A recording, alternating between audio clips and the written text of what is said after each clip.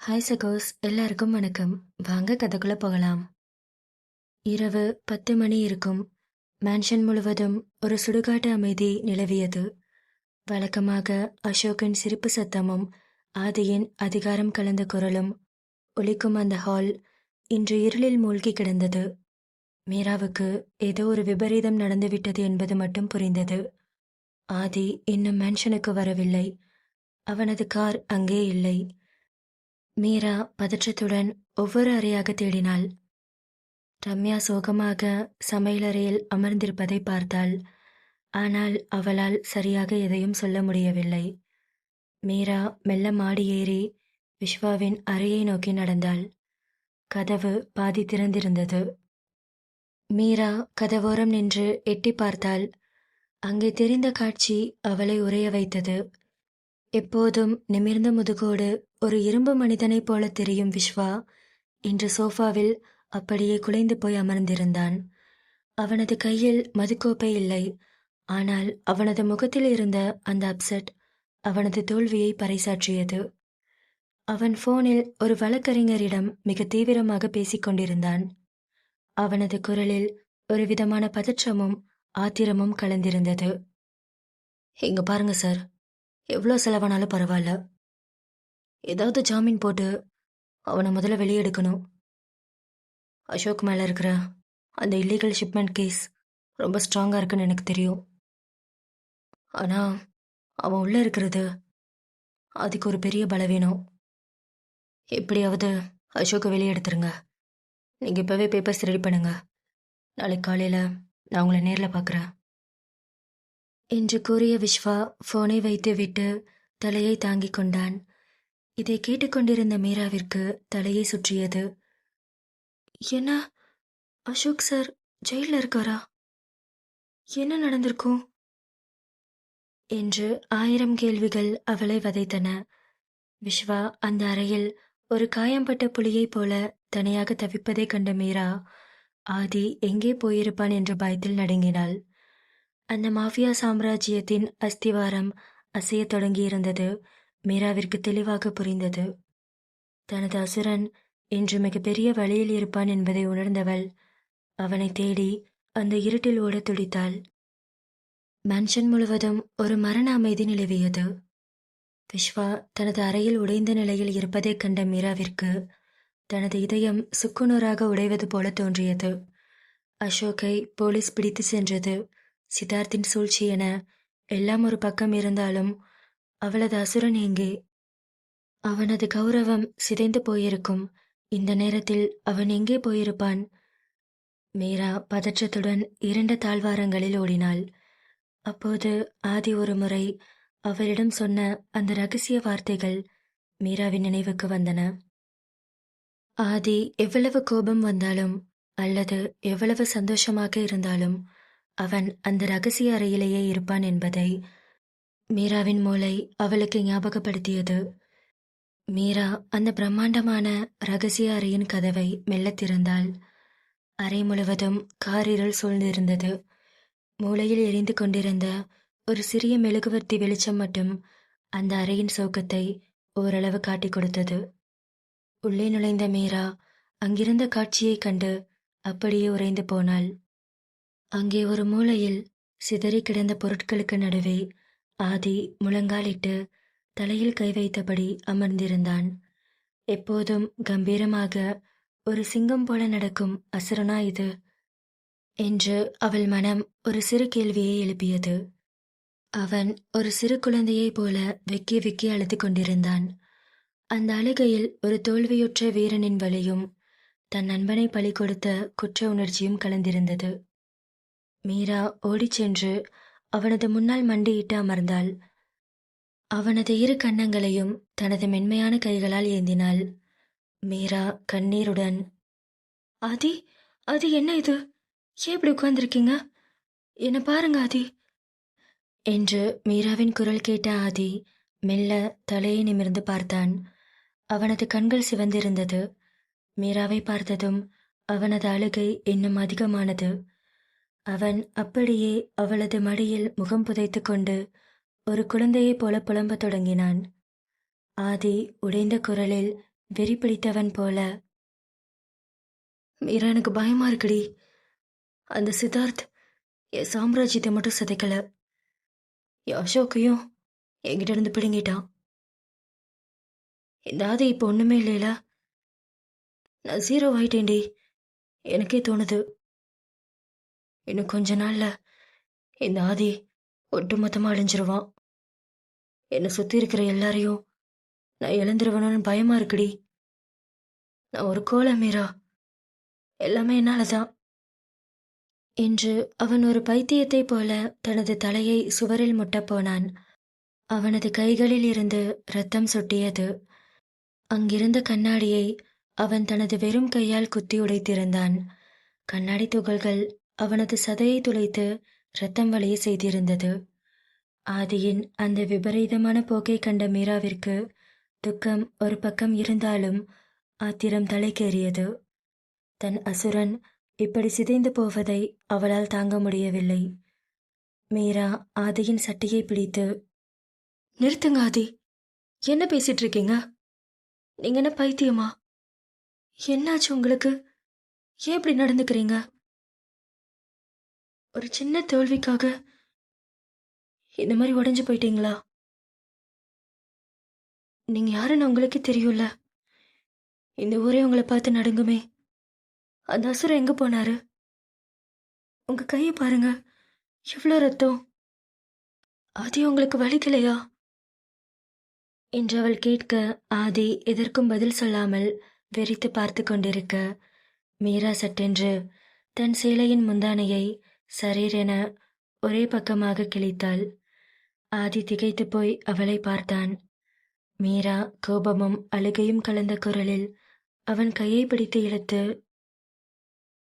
இந்த கையால தான் நேற்று என் கையை பிடிச்சு எனக்கு நம்பிக்கை கொடுத்தீங்க. இன்னைக்கு இதையே ரத்த காடாக்கி வச்சிருக்கீங்க. அறிவு இருக்கா உங்களுக்கு? இந்த மீரா உயிரோடு இருக்கிற வரைக்கும் உங்களை யாரும் அழிக்க முடியாது என்று கூறியபடி அவள் அந்த துணியை வைத்து அவனது காயங்களை இறுக்கி கட்டினாள்.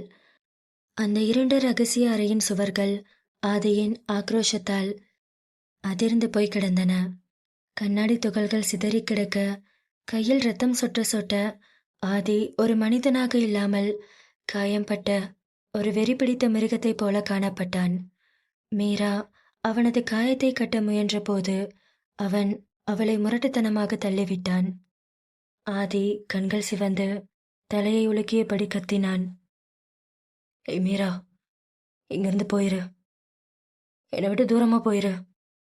இத்தனை வருஷம் நான் கட்டி காத்து வச்சிருந்த என் கௌரவம், என் அசோக் எல்லாம் என்னை விட்டு போயிருச்சு. அடுத்து நீ தாண்டி.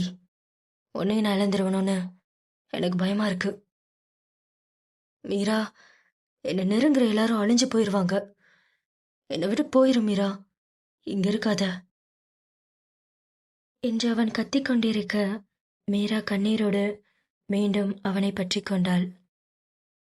இல்லாதி, நீங்க என்ன எவ்வளோ தள்ளினாலும் அடிச்சாலும் நான் போக மாட்டேன். இந்த நிலைமையில உங்களை விட்டு போக நான் ஒன்றும் சாதாரண பொண்ணு கிடையாது. உங்களோட மீரா. இல்லடி, இங்க என்ன நடக்குதுன்னு எனக்கு புரியல. என்னை சுத்தி இருக்கிற எல்லாமே தப்பா இருக்கு. நீ என் பக்கத்துல இருந்தா உனக்கு தான் ஆபத்து. நானே உன்னை தான் பண்ணிடுவேணும்னு எனக்கு பயமா இருக்கு. வேணா மீரா, என்னை விட்டு போயிரு என்று ஆதி ஆக்ரோஷமாக கத்திக்கொண்டிருந்தான். என்ன ஆதி பேசுறீங்க? நான் எப்படி உங்களை விட்டு போவேன்? ப்ளீஸ், இது மாதிரிலாம் பேசாதீங்க. நான் உங்க மீரா தானே என்று மீரா பேசிக்கொண்டிருக்க, ஆதி அவளது பேச்சை கேட்கும் நிலையில் இல்லை. அவன் சட்டென்று மேஜை மேலிருந்த அந்த பெரிய துப்பாக்கியை கையில் எடுத்தான். அவனது விரல்கள் இரத்தக்கரையுடன் அந்த துப்பாக்கியை இறுக்கமாக பற்றின. அவனது முகத்தில் ஒரு கொடூரமான புன்னகை அரும்பியது. ஆதி பைத்தியக்காரத்தனமாக சிரித்துக்கொண்டு, இந்த துப்பாக்கி இதாண்டி, இப்ப இதான் எனக்கு பதில் சொல்ல போகுது. அந்த சித்தார்த், அவனை இன்னைக்கு உயிரோட விட மாட்டேன். அவன் குடும்பத்தையும் அழிக்கிறேன். இதுல நானே அழிஞ்சு போனாலும் எனக்கு பரவாயில்ல. எனக்கு எதுவும் வேணாண்டி. எனக்கு மரணம் தான் இப்போ வேணும் என்ற ஆதி ஆவேசமாக வாசலை நோக்கி பாய, மீரா மின்னல் வேகத்தில் ஓடிச் சென்று அந்த ரகசிய அறையின் இரும்பு கதவை உட்புறமாக தாளிட்டாள். சாவியை தனது கையில் மறைத்துக் கொண்டு அவனுக்கு முன்னால் ஒரு கேடயமாக நின்றாள். ஆதி கதவை துப்பாக்கியால் ஓங்கி அடித்து கத்தினான். இங்க பாரு, மீரா கதவை தொற, இல்ல உன்னையும் சேர்த்து சாவடிச்சிருவேன். நான் இப்போ போகணும்டி, எனக்கு வழிவிடு. அந்த சித்தார்த்தை சாவடிக்காம விட மாட்டேன் என்ற ஆதி ஒரு சைக்கோவை போல கத்திக் கொண்டிருந்தான். மீராவிற்கு தெரிந்து விட்டது, வார்த்தைகளால் இவனை இப்போது கட்டுப்படுத்த முடியாது என்று.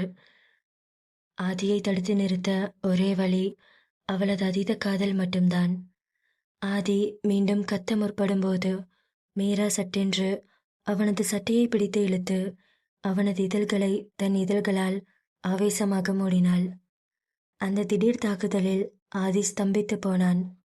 கையில் இருந்த துப்பாக்கி மெல்ல தளர்ந்து கீழே விழுந்தது. அந்த முத்தத்தில் வலி இருந்தது, ஏக்கம் இருந்தது. அதைவிட மேலாக அவனை தடுத்து நிறுத்த வேண்டும் என்கிற ஒரு பெண்ணின் தவிப்பு இருந்தது. ஆதி முதலில் திமிரினாலும் மீராவின் இந்த இதமான ஸ்பரிசத்தில் அவனது ஆக்ரோஷம் மெல்ல மெல்ல கரைய தொடங்கியது. அவனது கைகள் அவளது இடையே சுற்றி தன்னிச்சையாக இறுகின.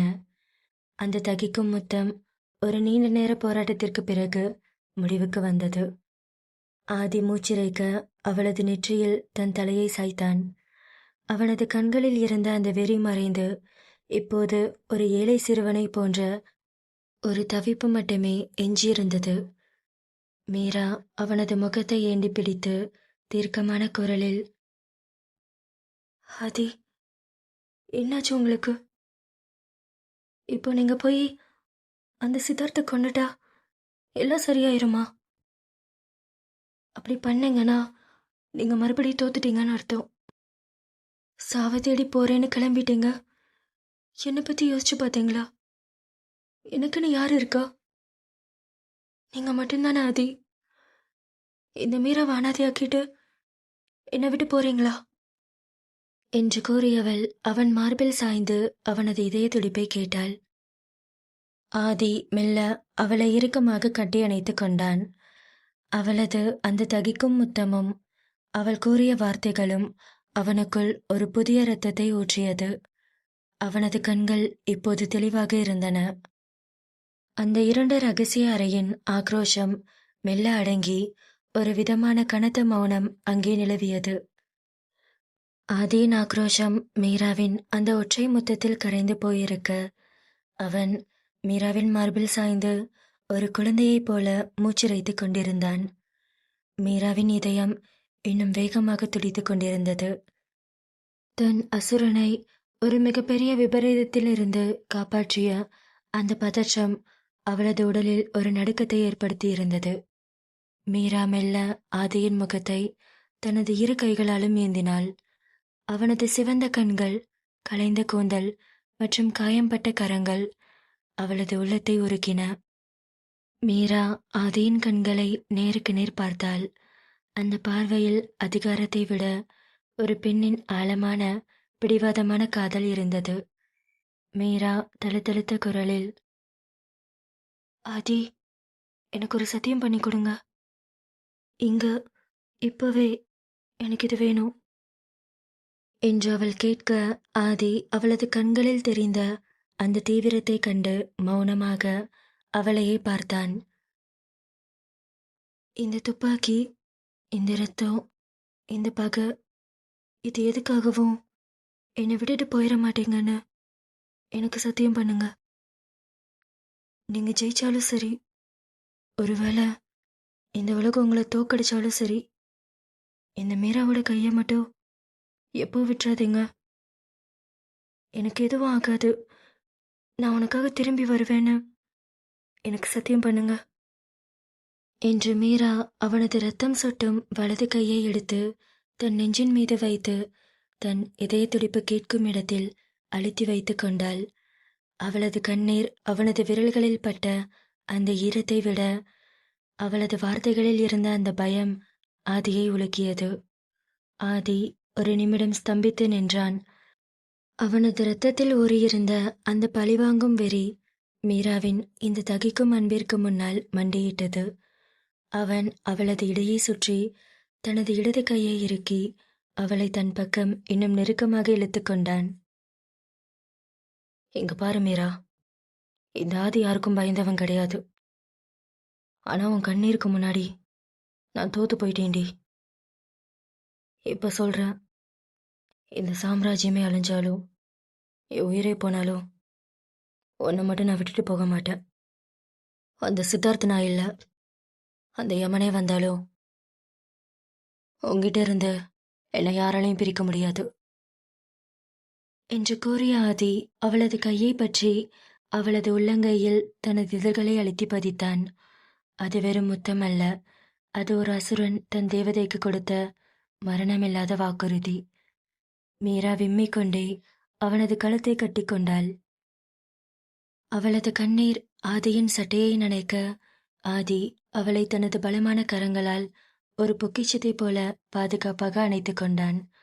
அந்த ரகசிய அறையின் இருட்டில் சுற்றிலும் சிதறி கிடந்த கண்ணாடி துகள்களுக்கு நடுவே அவர்களின் காதல் ஒரு புதிய பலத்தை பெற்றது. மீரா அவன் தோளில் முகம் புதைத்து, இனிமே மரணத்தை பத்தி பேசாதீங்க ஆதி, நீங்க வாழணும், எனக்காக வாழணும் என்று அவள் கூற ஆதி அவளது உச்சந்தலையில் முத்தமிட்டான். அந்த சத்தியம் அவனுக்குள் இருந்த அந்த சைக்கோத்தனத்தை ஒட்டுமொத்தமாக அழித்து ஒரு தெளிவான தீர்க்கமான வீரனை உருவாக்கி இருந்தது. இனி ஆதி ஆடப்போகும் ஆட்டம் வேறாக இருக்கும். அதில் ஆக்ரோஷத்தை விட மீராவிற்காக தான் வாழ வேண்டும் என்கிற அந்த தகிக்கும் லட்சியம் மேலோங்கி இருக்கும். இந்த கதையுடைய அடுத்த பாகம் சீக்கிரமே நம்ம சேனல்ல வந்துடும். மறக்காம சேனலை சப்ஸ்கிரைப் பண்ணிக்கோங்க. கதையை பற்றின உங்கள் கருத்துக்களை கமெண்ட்ல சொல்லுங்க. கதை பிடிச்சிருந்ததுன்னா வீடியோக்கு மறக்காம ஒரு லைக் பண்ணிக்கோங்க.